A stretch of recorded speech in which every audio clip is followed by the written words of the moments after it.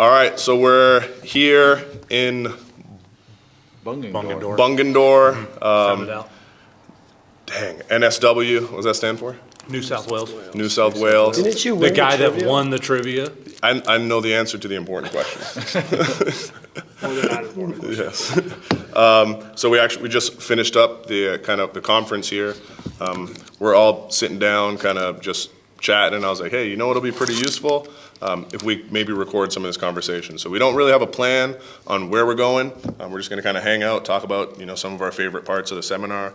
Maybe we'll start with a little bit of introductions from everyone. So we'll start over here. You can let the people know who you are. Brady Smith with Dust Off Canine. I taught a canine operational med class on the first day. Very good class, too.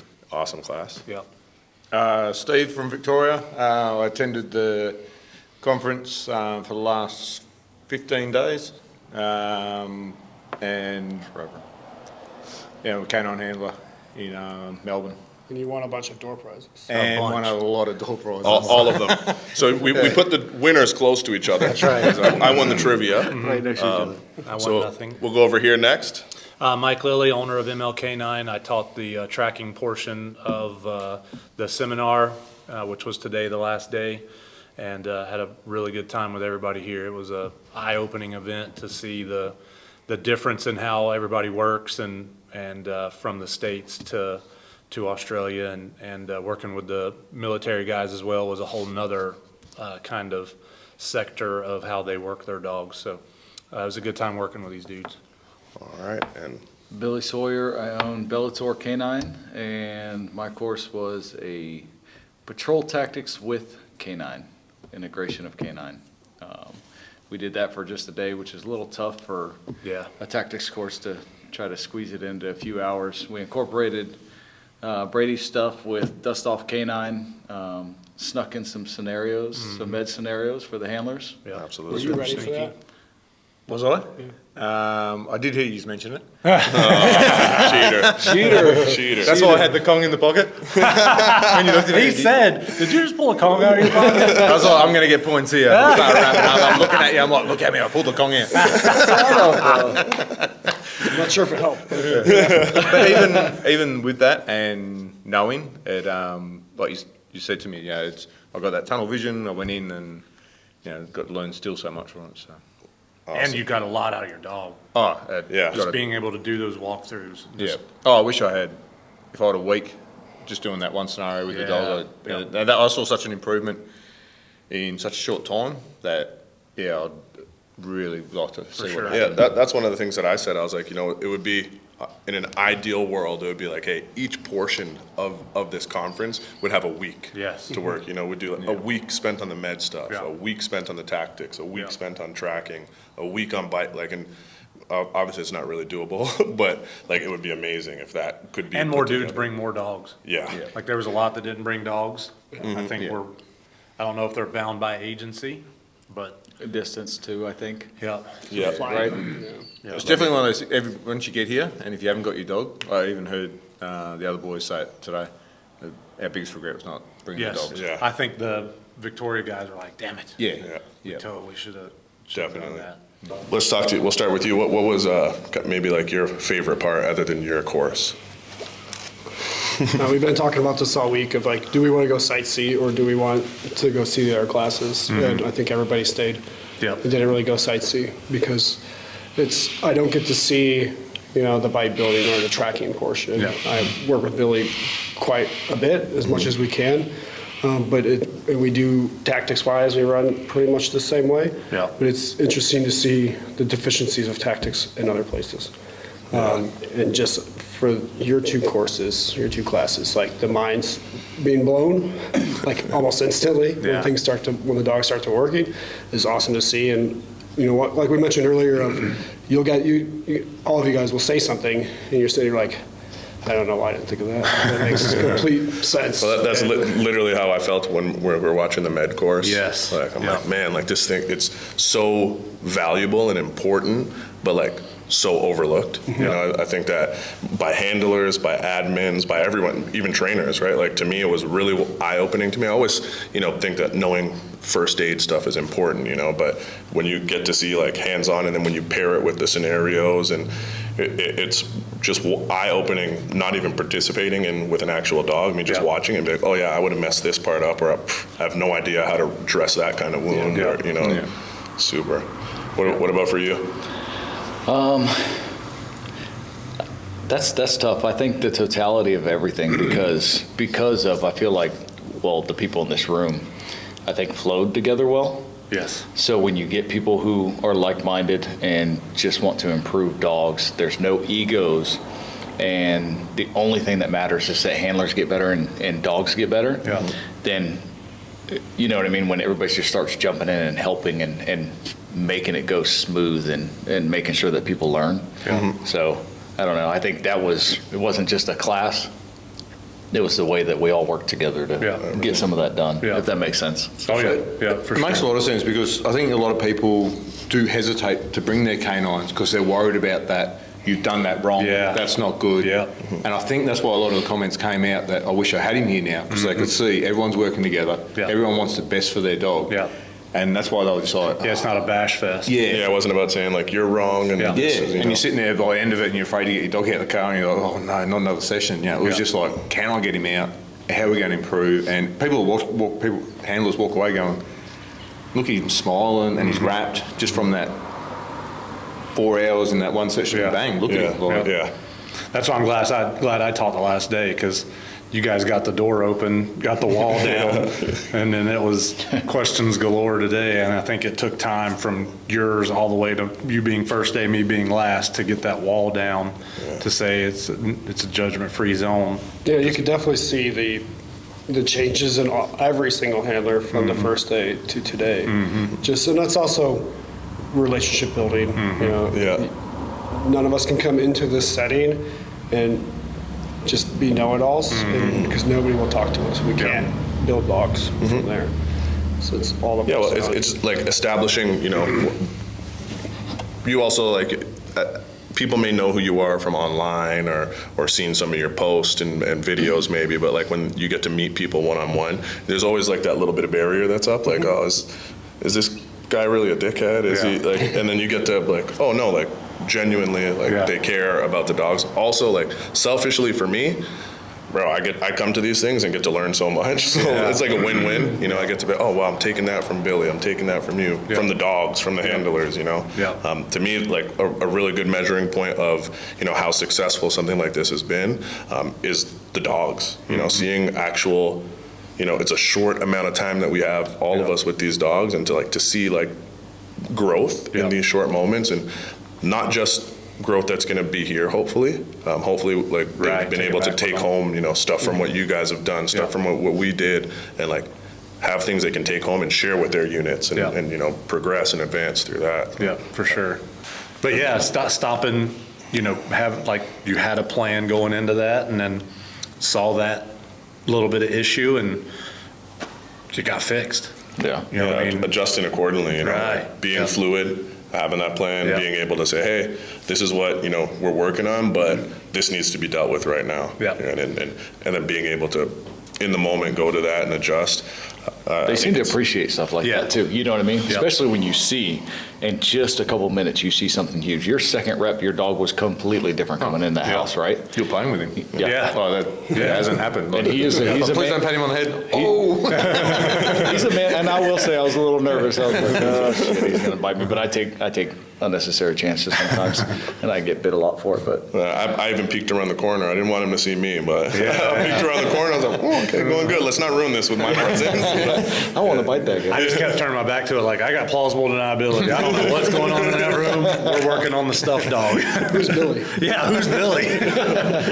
Oh shit, he's getting bit again. I tell you my number one thing, man, is teaching. Like me and Mike teach together quite often, but being able to have you guys feed in while he's teaching, while I'm teaching, and being able to jump in like that is my favorite. Like I want other trainers, you know what I mean? I'm not that guy that's like, that's just my time, rah, rah, rah, because you're thinking of something that somebody up there that's instructing isn't thinking of, because you're in that moment of instruction where you, with, like you said, like-minded guys are, be able to call stuff out. And I think that happened a lot, and I think it's great.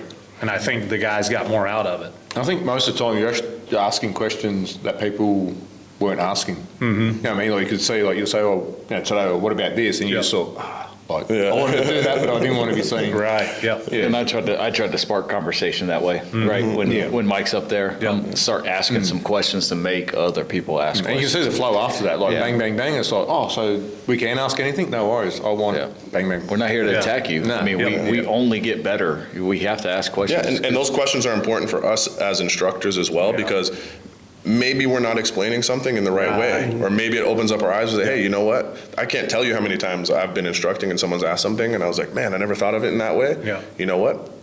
Maybe we have to make some adjustments. So like, it's a continual learning process. And that's what happens with me. He'll ask a question, and I realize by how he asked it that I'm not being clear on what I'm getting across, and able to clear it right up.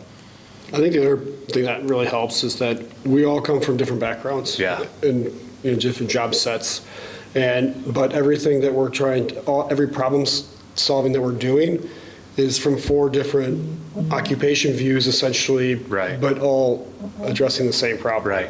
And all with, I mean, again, like-minded, but all essentially the same solutions. Right, just from different angles. From different experiences. Yeah. So it also, validates to people like working the out. It's like, oh yeah, I do the same thing because of this, and this from an operational standpoint. And you guys are like, well, yeah, we do. Talk like odor on the track. Yeah.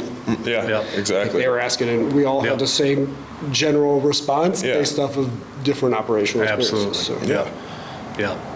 Yeah. I think the guys took a lot away from it.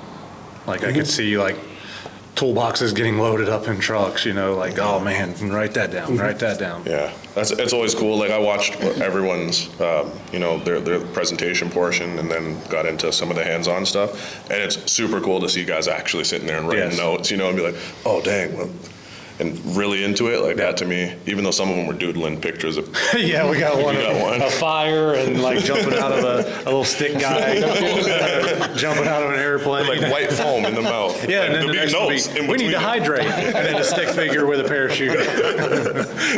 Oh, we should take that back and frame it or something. That's a good one. I think my favorite is I got to see in so many pictures guys just going, like when you see them doing that, you've struck those thinking nerves. Yeah, like, and I think some of the biggest things that we can do when we're teaching these classes is ask them, like try to get them to think about it themselves. Like I stopped the military guys, I'm like, why did you wait? Like on one scenario, they waited to send a dog, and they hear that answer, and I'm like, well, I don't even know what we're talking about anymore. This thing is a mind of its own. It doesn't like you, man. It's like, I don't understand what that redneck's saying. Shut down right now. So you were saying, like asking them questions to get them to get their brain stimulated on what their thought process is, because then I think when they hear something different, it opens up that pathway in their brain. Then they go, oh, so when you explain it just a little bit differently and maybe point them to a different direction, they go, okay, let's. Getting them to kind of work it through themselves, right? And say like, hey, well, because a lot of times they're doing things, and not anyone specifically, but just handlers in general are doing things because that's how they do things, not because what their reasoning is behind it, right? And when we can scrape all that away, it kind of. We've said it a few times, you don't know what you don't know. Right. So as soon as you get exposed to something, now all of a sudden you're going, oh, that actually makes sense. Yep. And you can even see it like on their faces when you start asking questions, guiding for the answers, and they're like, I do it because of The Socratic method of teaching, right? Socrates. But it's the experience of like during your patrol class, like your experience is what's guiding them to realize what they were doing. There's other ways. When it comes back to the dog thinking, that's why I kept repeating, what are they perceiving? Ask yourself what they're seeing in that moment. And that, for me, that's normally what gets me to a good answer is when I step back and remove myself from that situation, like a fly on the wall, you can say, oh man, the dog was not even close to what I was trying to communicate. I think that like one of the other cool parts was to see, the different, like we all kind of travel around North America and work with quite a bit of units in there, but to see the difference in like how the dog units will operate here versus back home, and kind of some of the resources that we may have that they don't have, or capabilities, and vice versa.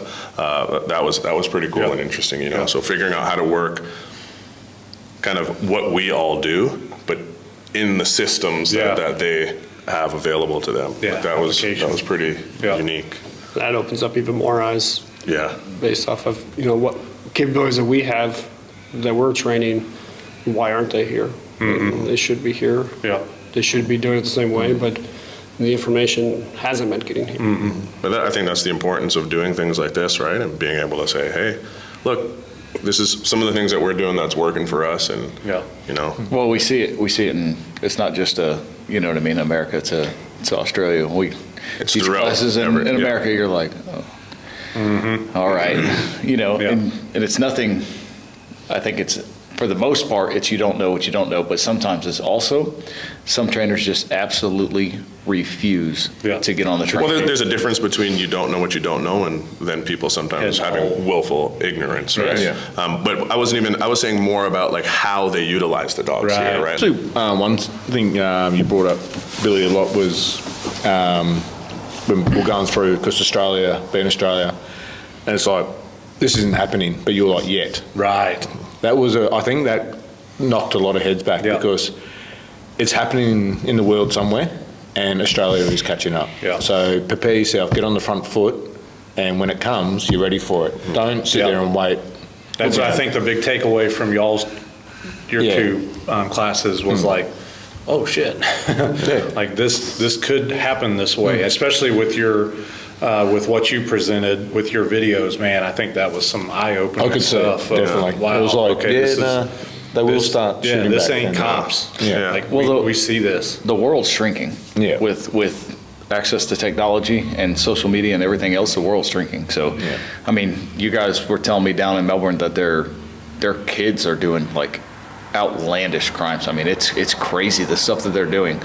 When those kids are adults, they will start hurting you. Yeah. I promise you. If they're doing the stuff that they're doing at that young age, it's going to be bad.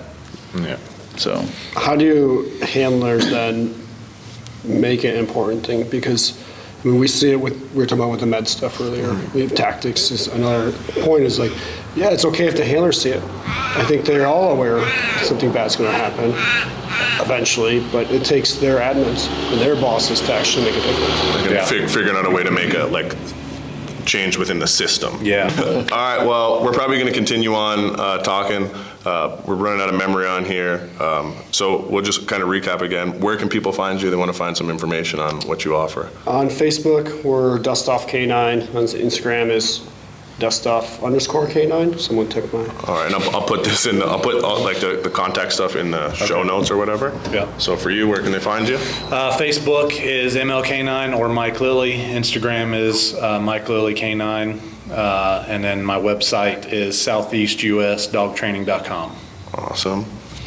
for me, it's Facebook is Bellator K9, and Instagram is the same Bellator_K9. Most people hit me up on my personal Facebook though, Billy Sawyer, so I get reached out to a lot on there. All right, and we'll just go from there. We don't need anyone to reach you. I just want to say, Brady, Billy, Mike, Australia doesn't get this much exposure that we've had over the last 15 days. Thank you so much for everything. The knowledge you've given us, like you said, all our minds have been blown. Would love to see you all out next year. We'd love to be back. To have you back here and And allowing us to put hands on the dogs. Yeah, I mean, that's a big leap. We're all humbled by the experience as well. But no, it was absolutely brilliant. What I will say is it would be nice to have probably every single class of students like you. Yeah. Like your attitude and your work ethic is through the roof, honestly. Maybe we'll do this in Canberra instead of. All right, everyone. Thank you guys for signing on. Talk to you later. Yep.